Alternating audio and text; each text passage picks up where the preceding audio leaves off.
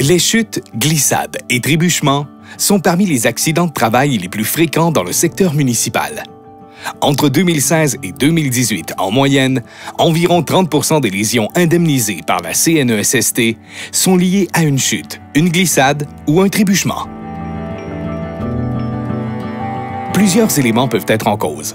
Parmi ceux-ci, on retrouve l'encombrement des lieux, des planchers glissants, des marches et des sols inégaux, des marchepieds dangereux ou inexistants, des équipements en mauvais état ou utilisés de façon inadéquate, de la glace à l'extérieur des bâtiments et des chaussures de travail usées.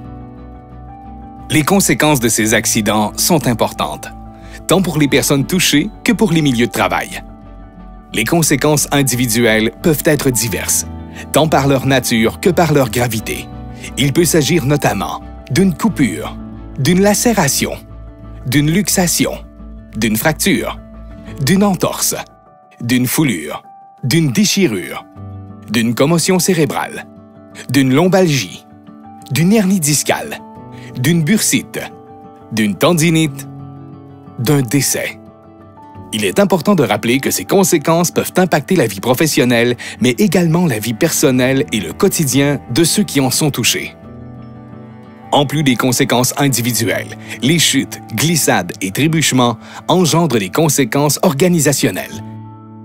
Parmi celles-ci, soulignons certains coûts directs et indirects.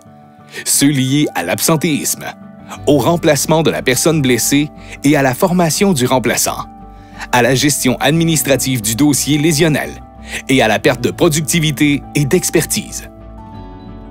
Voici quelques cas réels. Un travailleur a subi une contusion à l'épaule à la suite d'une chute au sol. Cet événement a entraîné 721 jours d'absence et un déboursé de 99 600 $. Une travailleuse s'est fait une entorse au pied en faisant une chute d'un véhicule immobile, engendrant une absence de 265 jours et un déboursé de 52 900 $. Un travailleur a subi une commotion cérébrale en chutant dans un corridor. Il a été absent du travail 47 jours pour un déboursé totalisant 7 000 $. Une travailleuse a eu une fracture à la main en chutant dans les escaliers. Cet accident a entraîné une absence de 14 jours et un déboursé de 1 800 $. Sortir d'un véhicule est un geste quotidien qui peut sembler banal à première vue. Toutefois, particulièrement en période hivernale, une chute ou une glissade peut survenir. Les prochaines images illustrent la sortie sécuritaire d'une camionnette, au regard du risque de chute et glissade et de ceux liés à l'ergonomie. Pour assurer votre stabilité lors de la sortie de la camionnette, privilégiez l'utilisation des 3 points d'appui.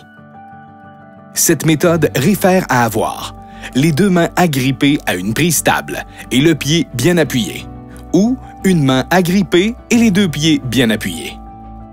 Pour réduire les risques ergonomiques, évitez la torsion du dos.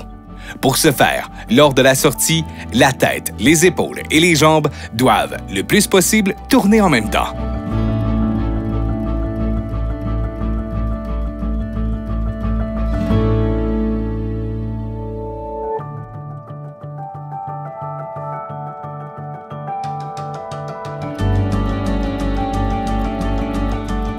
Pour prévenir le risque de chute et glissade, voici d'autres conseils à appliquer.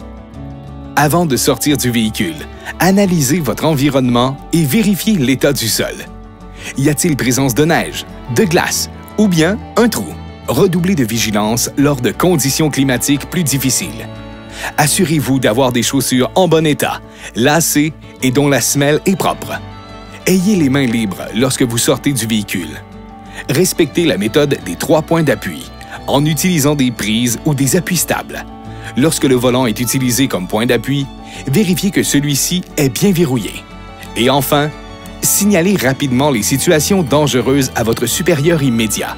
Par exemple, si le stationnement est glacé, enneigé ou s'il y a présence de trous, rapportez-le. La prévention des chutes, glissades et trébuchements passe par plusieurs actions. Pour en savoir davantage sur les mesures de prévention à mettre en œuvre, visitez le www.apsam.com/chute.